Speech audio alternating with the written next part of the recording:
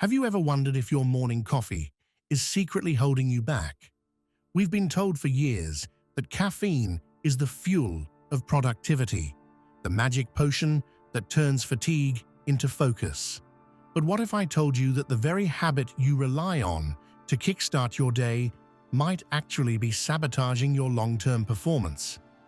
This video isn't about demonizing coffee, it's about exposing the hidden cost of using caffeine as a shortcut. Because real discipline isn't about masking exhaustion, it's about respecting your body's natural rhythms, facing discomfort head-on, and building sustainable energy that lasts. So let's dive into the science, the psychology, and the practical strategies that will help you break free from the caffeine trap and unlock your true peak performance. To understand why caffeine feels so powerful, we need to talk about a molecule called adenosine. Adenosine is your body's natural signal for rest. As the day goes on, adenosine builds up in your brain, binding to receptors that make you feel tired. This is your body's way of saying, slow down, recover, recharge. But caffeine hijacks this system. It slips into those adenosine receptors and blocks them, tricking your brain into thinking you're not tired. The result? You feel alert, focused, even energized. But it's an illusion. The fatigue hasn't disappeared. It's simply been masked. And here's the catch. The adenosine keeps building. Once the caffeine wears off, all that accumulated exhaustion comes crashing down. That's why you often feel a sudden energy dip in the afternoon, or why you need multiple cups just to keep going. You're not solving the problem. You're borrowing energy from tomorrow. Now let's move beyond the biology and talk about the psychology. When you reach for coffee every morning, what you're really doing is avoiding discomfort, that groggy feeling, that heavy fatigue. It's your body's way of telling you that recovery is needed. But instead of listening, you silence the signal with caffeine. This is where discipline comes in. True discipline isn't about pushing through exhaustion with artificial energy. It's about respecting the limits of your body, facing the discomfort of fatigue, and choosing long-term strength over short-term relief. Think about it. Every time you drink coffee to escape tiredness, you're practicing avoidance. You're teaching yourself that discomfort must be eliminated immediately. But real growth, whether in fitness, business, or creativity, comes from leaning into discomfort, not running away from it. And here's the paradox. What many call self-love today often means indulging in comfort. But genuine self-love is demanding.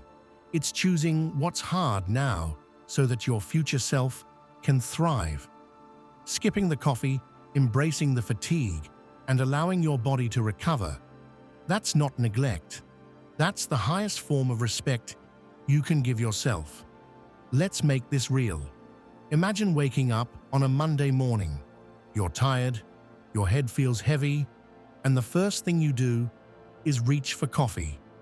Within minutes, you feel sharper, more awake, ready to tackle emails or meetings. But by noon, the crash hits. You're sluggish, unfocused, and craving another cup. This cycle repeats day after day. Coffee becomes less about enjoyment and more about survival.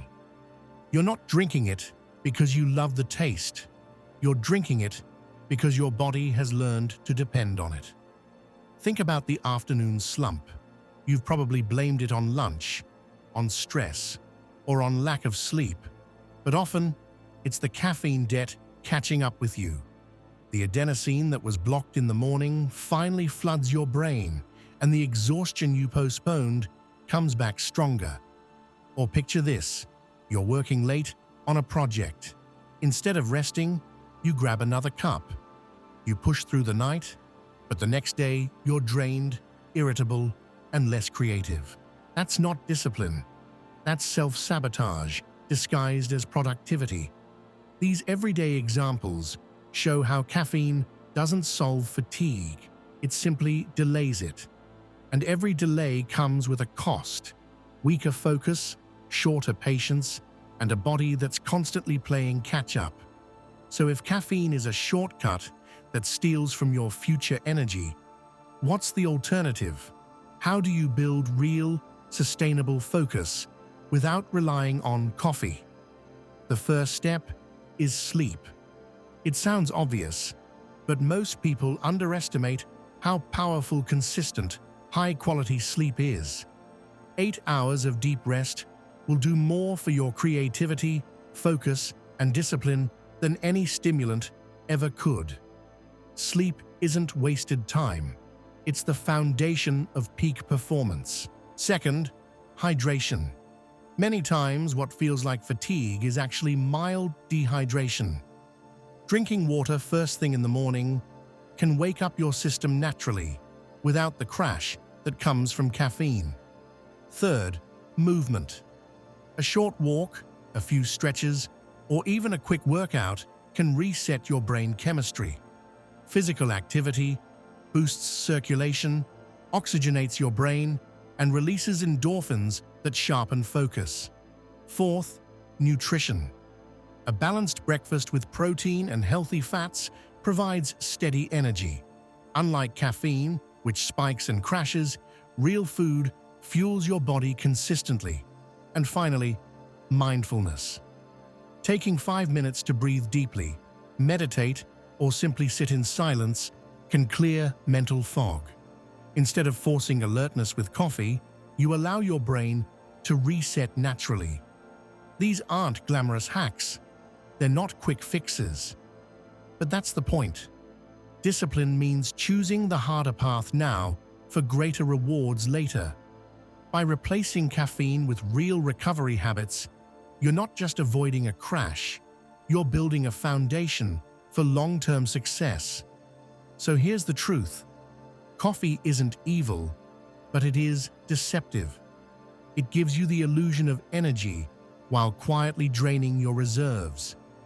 It teaches you to escape discomfort instead of facing it.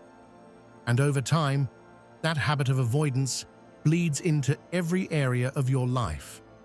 Peak performance isn't about shortcuts. It's about discipline. It's about choosing recovery when your body asks for it, choosing patience when your mind feels restless, and choosing long-term strength over short-term relief. Imagine what your life would look like if you stopped borrowing energy from tomorrow. Imagine waking up with clarity, focus, and creativity that doesn't depend on a cup of coffee. Imagine building a foundation of discipline so strong that fatigue becomes a signal, not something to fear, but something to respect. That's the challenge I'm leaving you with today. Don't just question your coffee habit, question the mindset behind it. Are you chasing comfort, or are you building resilience? Are you masking fatigue, or are you honoring recovery? Because in the end, success isn't about how fast you move.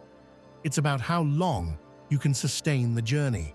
And the path to true peak performance begins not with another cup of coffee, but with the courage to face your fatigue, respect your biology, and choose discipline over shortcuts. Your morning routine doesn't have to be powered by caffeine. It can be powered by clarity, by discipline, and by the decision to invest in your future self.